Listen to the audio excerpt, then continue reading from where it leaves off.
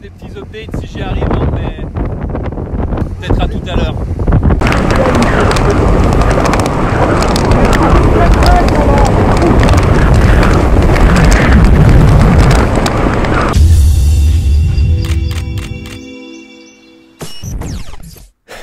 Bon, oyez, oyez, vous l'aurez compris, on va pas forcément parler de photographie animalière ou d'animaux, mais on va parler quand même de nature puisque il s'agit d'événements météorologiques, il s'agit de la nature qui se déchaîne. Et je voulais vous raconter un petit peu comment ça se passe et qu'est-ce qu'on ressent quand on est perdu au milieu du lac avec une super cellule au-dessus de la tête, avec des vents qui peuvent dépasser plus de 110 km/h parfois. Je voulais vous raconter un petit peu cette histoire-là.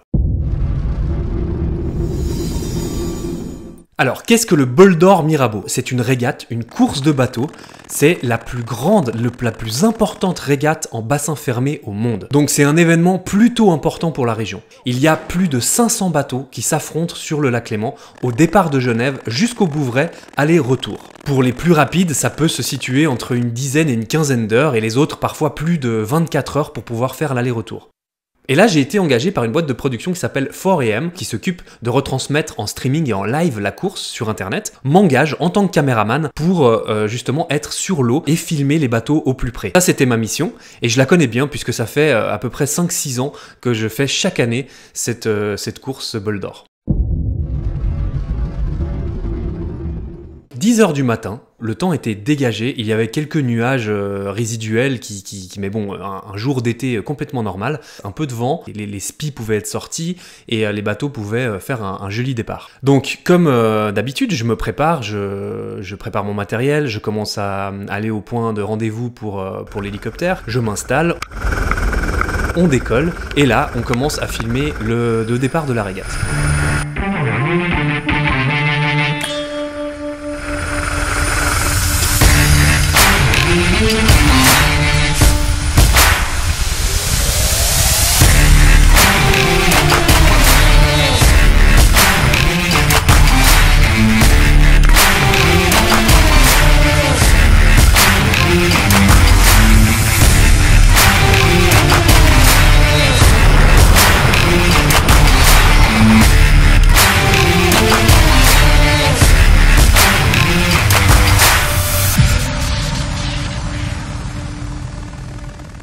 Donc tout se déroule très bien, le live est bien retransmis aussi, parce que parfois on a des problèmes de transmission à chef entre l'hélicoptère et la base en fait, qui est située au centre névralgique, au QG de la course, qui est à la Nautique à Genève.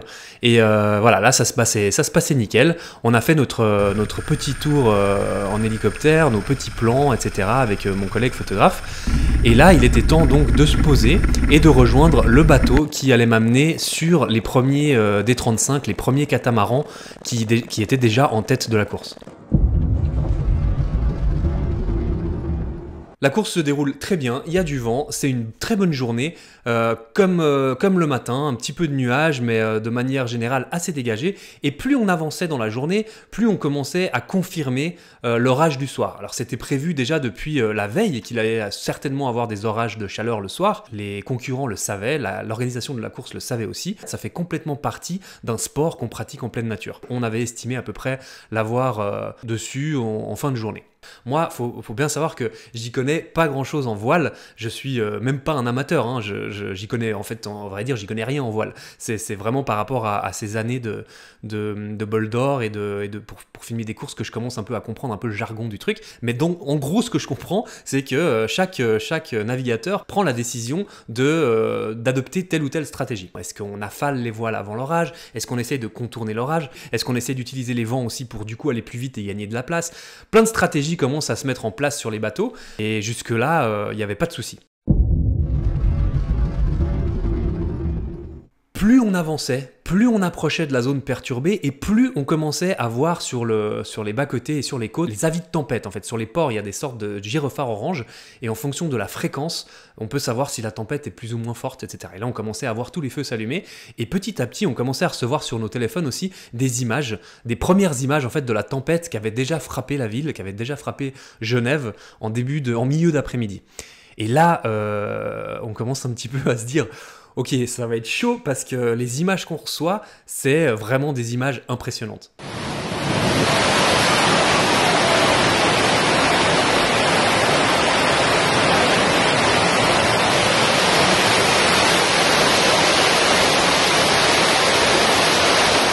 Alors là, il se passe quelque chose d'assez surréaliste. Il y a une sorte de calme qui se met en place. Le calme avant la tempête, franchement, c'est con, mais c'est exactement ça.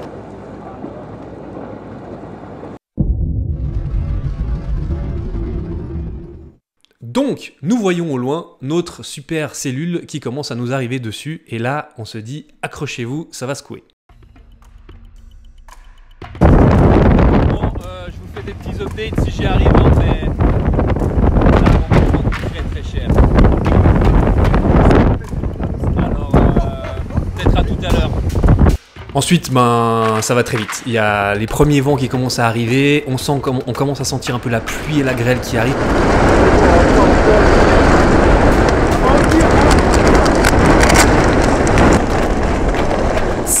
C'est très rapide en fait. Les premiers bateaux qui se font avoir par le premier front de vent commencent à se coucher alors que nous on a à peine un petit peu de vent. Au début il y a une sorte d'excitation. Moi je peux pas le cacher que je trouve ça incroyable la puissance des éléments. Mais en même temps il y a une petite appréhension parce qu'on se dit putain ça a l'air quand même vachement violent. Et personnellement moi j'ai déjà eu des mauvais temps sur l'eau, en mer ou sur un lac.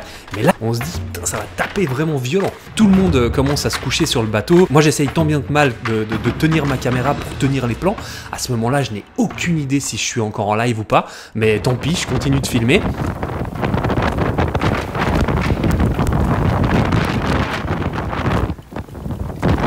Mes collègues s'accrochent à ce qu'ils peuvent sur le bateau, on peut plus rien faire évidemment, on voit quasiment plus rien, impossible de naviguer, on sait plus dans quel sens on est, on voit quasiment plus les bateaux aux alentours, on distingue des ombres. Et je sais pas si vous imaginez en fait la puissance. En fait, c'est comme si vous êtes sur l'autoroute, que vous sortez votre tête par la fenêtre et que vous ramassez la grêle dans la gueule. Une fois sur le bateau aussi, il faut se rendre compte que si on cède à la panique, c'est impossible de prévenir qui que ce soit. Parce qu'à peine on essaie de sortir le téléphone avec les écrans tactiles, il n'y a plus rien qui fonctionne. Impossible d'appeler, impossible de prendre des nouvelles de qui que ce soit. Il faut juste attendre que ça passe. Faut juste prendre son mal en patience et attendre en fait. On n'a pas le choix, on n'a absolument pas la main sur ce qui se passe et sur les éléments.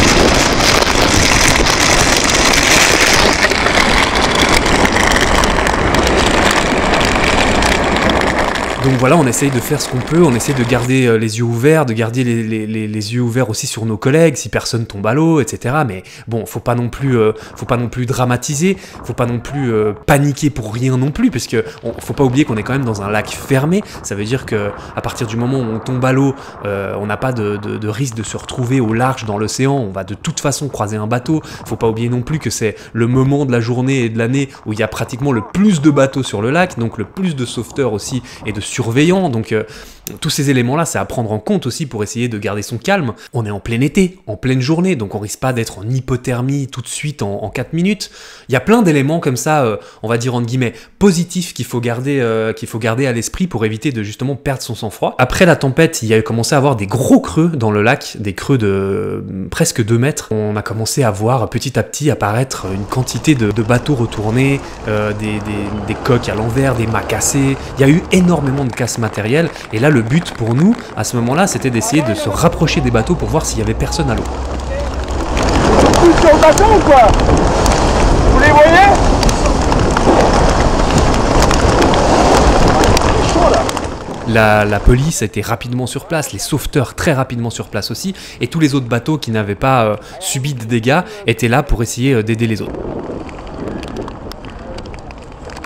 Une fois qu'on a compris et qu'on a vu que, en tout cas dans notre périmètre à nous, tout était plus ou moins sous contrôle, on a repris notre rôle, c'est-à-dire notre rôle de bateau de surveillance de tête, et pour moi, ma mission de continuer à filmer la course, parce que le Lady Cat qui était en tête et qu'on suivait, eux ont réussi à traverser la tempête. Ils ont traversé tout ça sans casse, donc il fallait les rattraper et puis continuer, la course continue. La lumière était folle, le lac était redevenu calme, c'était incroyable en fait.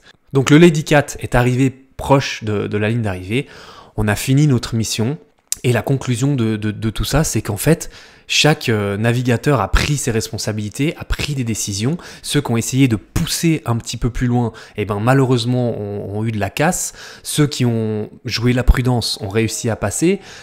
Il y en a qui ont plus de chance que d'autres au niveau de la casse et puis des places gagnées ou places perdues, mais résultat, ça fait partie de la course. C'était un événement qui était quand même assez spectaculaire, assez violent en termes de force, mais qui au final n'a généré que très peu de blessés et très peu de victimes. Je suis complètement contre sursécuriser, chacun prend ses responsabilités quand il se retrouve dans un milieu sauvage, naturel, en proie à une possibilité d'événements un peu, on va dire, catastrophiques ou météorologiques forts. Voilà, j'espère que ce retour d'expérience vous a plu.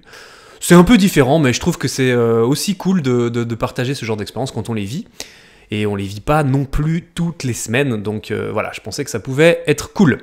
N'oubliez pas de vous abonner et d'activer la petite cloche, parce que oui, je sors pas beaucoup de vidéos. J'ai de la peine encore à être extrêmement régulier sur cette chaîne, mais voilà, le temps sur le terrain prend du temps, blablabla. Vous connaissez déjà un petit peu ce discours-là, je vais essayer de faire ce que je peux pour en sortir plus. Mais en attendant, mettez la petite cloche, parce que comme ça vous évite de revenir sans arrêt sur ma chaîne pour voir si j'ai sorti une nouvelle vidéo, et ça vous avertit dès qu'il y en a une qui sort, comme par exemple celle-ci. Prenez soin de vous, et moi je vous dis à très bientôt. Merci d'avoir regardé. Ciao!